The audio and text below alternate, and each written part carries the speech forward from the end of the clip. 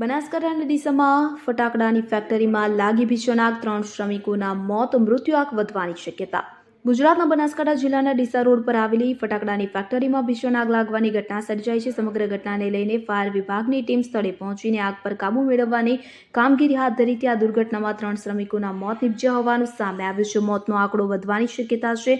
Police અને ambulance પણ ઘટના સ્થળે લોકોનો જીવ બચાવવાનો પ્રયત્ન કરી રહી છે. ત્યારે ડીસામાં ઠુવા રોડ પર આવેલી ફટાકડાની ફેક્ટરીમાં મંગળવારને રોજ ભીષણ આગ લાગી હતી. ફેક્ટરીમાં વિસ્ફોટક પદાર્થમાં અચાનક બ્લાસ્ટ થતાં ટૂંક જ સમયમાં આગે વિકરાળ સ્વરૂપ ધારણ કર્યું હતું. થોડીક જ વારમાં આગ આખી ફેક્ટરીમાં ફેલાઈ ગઈ હતી. મજૂરો ફટાકડા બનાવી રહ્યા હતા ત્યારે અચાનક વિસ્ફોટ થયો હતો. તો બનાવ બનતા નાસભાગ મચી હતી. દુર્ઘટના સમયે ફેક્ટરીમાં અનેક શ્રમિકો હાજર હતા. 5 જેટલા ઘાયલ, તો મજૂરોને ડીસા સિવિલ હોસ્પિટલે સારવાર અર્થે ખસેડવામાં આવ્યા હતા. તો આગના બનાવને લઈને ડીસાના ધારાસભ્ય પ્રવીણ માળી, ડીસા નાયબ કલેક્ટર નેહાબેન પંચાલ, ડીસા ડીવાયએસપી CL સોલંકી, મામલતદાર વિપુલભાઈ બારોટ સહિત તંત્રના અધિકારીઓ ઘટના સ્થળે દોડી આવ્યા હતા.